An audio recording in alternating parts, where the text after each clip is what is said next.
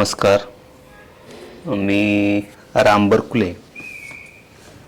आज आपण क्विकमध्ये आधार कार्डच्या संदर्भात आपण माहिती बघूया. ही माहिती देण्याचं कारण असं की जवळपास वर्ष दीड वर्षभरापूर्वी पेपरला बातमी आली की 81.5 कोटी लोकांच्या भारतीय लोकांचा जो आधार कार्डचा जो डेटा आहे त्याच्यामध्ये फिंगरप्रिंट्स असतील, आधार कार्ड नंबर असेल, ॲड्रेस असेल, हा सर्व जो काही डेटा आहे तो डेटा चोरीला गेला अशी बातमी होती. आता त्याच्यामध्ये कितपत सत्यता आहे आपल्याला माहीत नाही आणि जो काही डेटा आहे तो डार्क वेब नावाच्या ब्राउझरवरती किंवा डार्क वेबवरती तो विक्रीला आहे अशी सुद्धा बातमी आहे. आणि बऱ्यापैकी आता स्कॅम जे आहेत ते वाढण्याची शक्यता नाकारता येत नाही. त्याच्यामुळे युनिक आयडेंटिफिकेशन ऑथॉरिटी ऑफ इंडियाने आधार कार्डमध्ये काही बदल केलेले आहेत. ते बदल आपण सेफ्टीच्या बाबतीमध्ये सेफ्टीच्या याच्यामध्ये जे काही बदल केलेले आहेत ते आज आपण बघूया. इथं आधार सर्व्हिसेस म्हणून आहे. आपण या आधार सर्व्हिसेसच्या वरती जाण्याचा प्रयत्न करूया. सुरुवातीला आपल्याला आपल्या आधारमध्ये लॉग इन करावं लागेल. Log in with the OTP म्हणावं लागेल. तर इथे आपला जो आधार कार्ड नंबर जो आहे तो तुम्ही सर्वांनी टाकायचा आहे.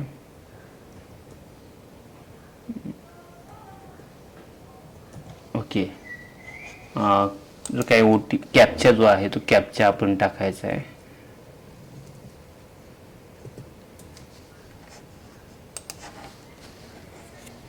OTP येईल. तो OTP आपण इथे टाकलात की आपण आपल्या आधार कार्डमध्ये एंट्री करतो.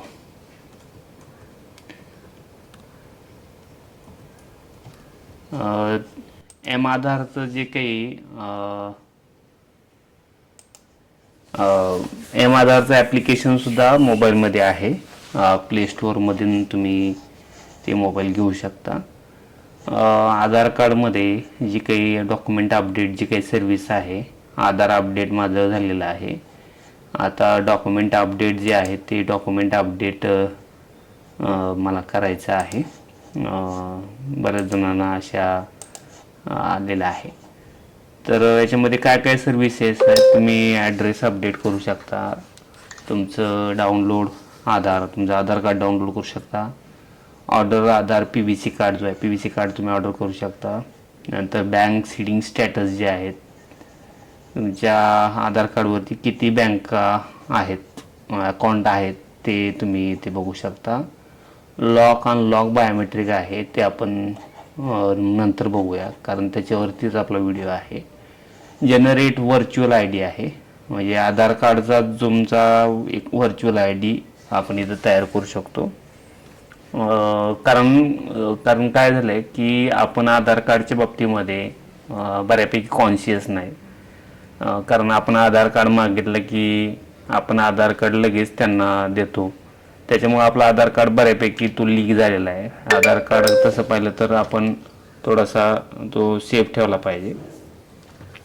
नंतर आपल्या फॅमिली मेंबरमध्ये जे काही डेथ आहे ते रिपोर्ट आपण करू शकतो. ऑथेंटिकेशन हिस्ट्री आहे, म्हणजे आपल्या आधार कार्डवरती आतापर्यंत कोणी ऑथेंटिकेशन केलेलं आहे, केव्हा ऑथेंटिकेशन केलेलं आहे ते आपण इथे बघू शकतो. म्हणजे बायोमेट्रिक कोणी केलेलं आहे, बायोमेट्रिक अँड OTP कोणी केलेलं आहे, डेमोग्राफिक ऑथेंटिकेशनच्या माध्यमातून कोणी केलेलं आहे, म्हणजे आपणच केलेलं आहे किंवा दुसरं कोणी केलेलं आहे, ह्याचा आपण ऑथेंटिकेशन हिस्ट्री आपण याच्या माध्यमातून बघू शकतो. नंतर ठीक आहे, रिपोर्ट हे झालेलं आहे.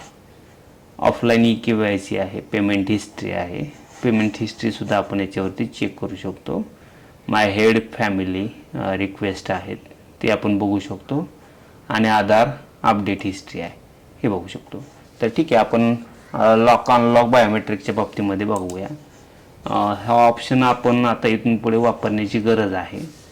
तर आता इथं जर तुम्ही बघितलं तर माझं बायोमेट्रिक जे आहे फिंगरप्रिंटचं मी इथं लॉक केलेलं आहे. याच्यावरून मी फिंगरप्रिंट जे आहे ते फिंगरप्रिंटचा वापर करू शकत नाही कोणी.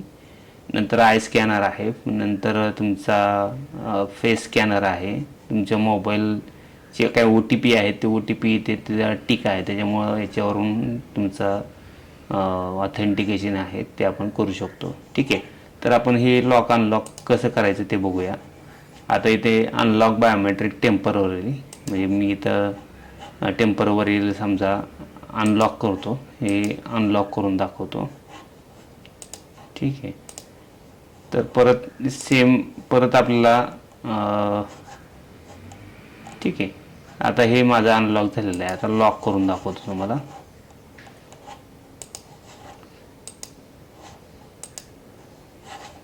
आता इथे परमनंटली अनलॉक करा असं ऑप्शन आहे, हे अनलॉकच करावं लागेल. ठीक आहे, अनलॉक झालेलं आहे. आत्ता हे माझे सगळे जे लॉक झालेले होते ते लॉक झालेले, अनलॉक केलेले आहेत. तर आता आपल्याला जर लॉक करायचे असेल, बायोमेट्रिक जर लॉक करायचं असेल तर सेम याच्यावरती बॅक जायचं आहे. याच्यावरती तुम्ही या ॲरोवरती क्लिक करा, नंतर नेक्स्ट म्हणा आणि I understand that after locking my biometric I will not able to perform biometric authentication until I unlock my biometric. जोपर्यंत तुम्ही हे जे लॉक केलेलं बायोमेट्रिक आहे जोपर्यंत अनलॉक करणार नाहीत तोपर्यंत तुम्ही स्वतः याचा वापर करू शकणार नाहीत. म्हणजे इन द सेन्स तुमच्या फिंगरप्रिंटचा, आय स्कॅनरचा कोणीही वापर करू शकणार नाही. फक्त मोबाईलच्या OTPचा तुम्ही वापर करू शकता. इथे नेक्स्ट म्हणा, तर हे जे काही माझं बायोमेट्रिक आहे ते लॉक झालेलं आहे. तर अशा पद्धतीनं आपण आपलं जे काही आधार कार्ड आहे ते आधार कार्ड आपण लॉक करू शकतो. त्यासोबतच अनेक फीचर आहेत, ते फीचरचा आपण वापर करू शकतो. धन्यवाद. व्हिडिओ आवडल्यास चॅनलला तुम्ही नक्की सबस्क्राईब करा, लाईक करा आणि शेअर करा. धन्यवाद.